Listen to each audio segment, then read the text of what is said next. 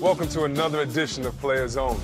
Now, the trade deadline has passed, and LeBron has a whole new team. Now, he and that squad, they're going to have their hands full tonight with Russell Westbrook and the Thunder. Yeah, look at that. The Cavs Thunder coming up. Y'all know y'all like that orange. Oh, my. What's that, camouflage?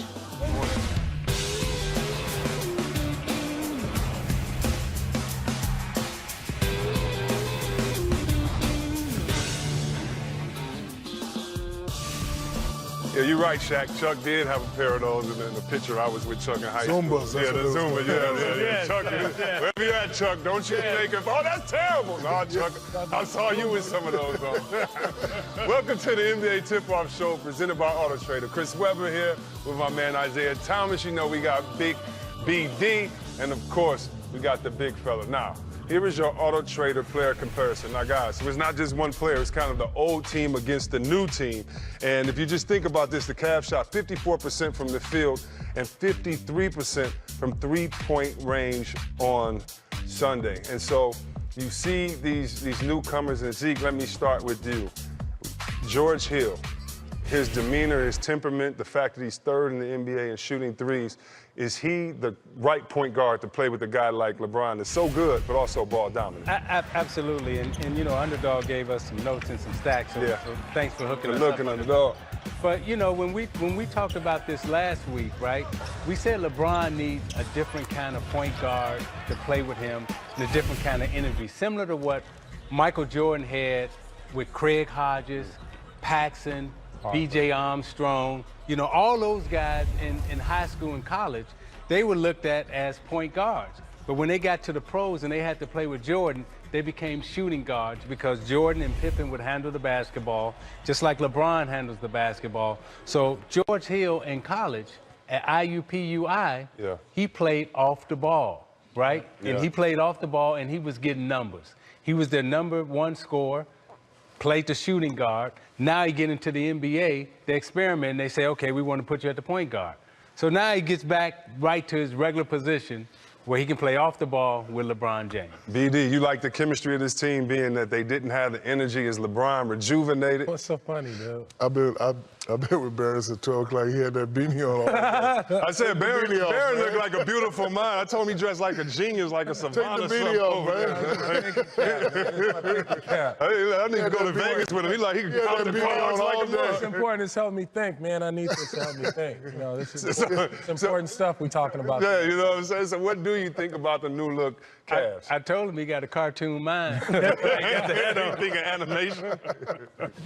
Thanks, guys. Appreciate that. So what I do think is I definitely think it's an upgrade. You know, you look at they're producing. The Cavs needed some production. They needed some energy. They needed some exuberance. You know, they needed some youth. They needed some style. They needed a new swag. And I think with Clarkson, you know, he brings a certain type of swag and you know, a star mentality. Nance, he's going to do whatever as an energy hustle guy. And then the complement of George Hill being another big guard that you can have in the backcourt that can play defense. And what we talked about, you know, the last few weeks that was concerning all of us was the Cavs weren't playing any defense. Now you got guards, versatile guards, big guys that can move out on the floor and defend. Big fella, what's the best thing you like about this move? And now, are the Cavs, again, the favorite to win the East? After the one game, yes, so far. But I look at this as a case of the cute versus the hungry. Those old teammates, you know, they were entitled, they were cute, not really hustling back. You got new guys coming in talking trash. And these guys are hungry. Rodney Hood can play in the league. He's a scorer. And you're like, oh, you traded me? Watch this. You know, Clarkson, you know, has always been that type of player. And, you know, these guys right now, they're hungry. And, you know, for one day of practice and one day of shoot around, the way they was moving around defensively, that just shows me that, hey, not only were they prepared, they're hungry. They're saying, you know what, we finally get a chance to go to the playoffs, you know, to win some games. And they got younger by a lot of years, you know. Steve made a great point yesterday on NBA TV. The old guys playing with LeBron, when he got the rebound, they're behind him. But these new hungry guys, they're in front of him, and LeBron could be LeBron. Let me ask you something, Shaq. You were one of the most dominant players in our era, and wherever you went, people would want to follow him on the play. Did people have the fatigue playing with you that maybe they had with LeBron? So you talk about those older players, and it was almost like you know, I'm looking at you as an equal and come on. And when you had younger guys around you, were they trying to impress you and play hard for you? You know, what was that dynamic like? Or do you think they were tired of playing with such a great player? It only happened after the championship. You know, after our first championship, you know, guys got restaurant deals, they got new cars, they got different swag, and you got to put them in their place a little bit. Now, you know, we were similar to what Golden State and Cleveland was doing. You're going back 2 and 3 and, you know, 4 years in a row.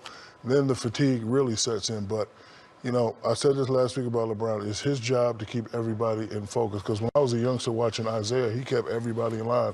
And that's what you did that with Sacramento. You did that with the teams you were on.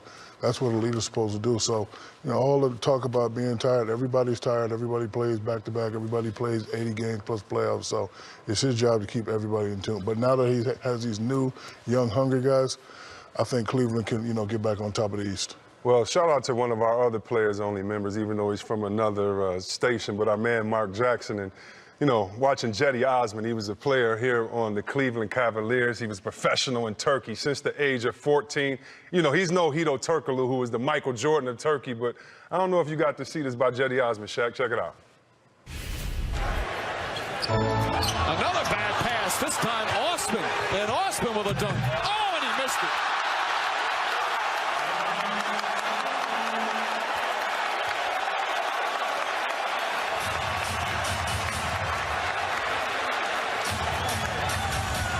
Welcome to Shaq the Fool, my man. You know what he's thinking? Oh, man. That's messed up to be a guy just not getting a little bit of time. You're playing on TV in front of your mama and your whole coach, and You know what? Shaq the Fool. Y'all He's look Shaq like the Fool. Cheech and Chong on that. Somebody just gave up. Oh, dang. So, that's why you got come the on, man. Like, dang. Come on, man. My lineup's straight, man. Show your haircut, Josh. Yeah, show your haircut, Josh. What you look That's like? a beautiful man? mind right there. It looked like he this could is a solve the swag. greatest Yes, math sir. problem in the world. Swag. Yes, sir. Push your hairline back. I don't know about that Cali Fresh Versace. Had it. I'm straight. I just didn't get no cut. I'm straight, though. Straight.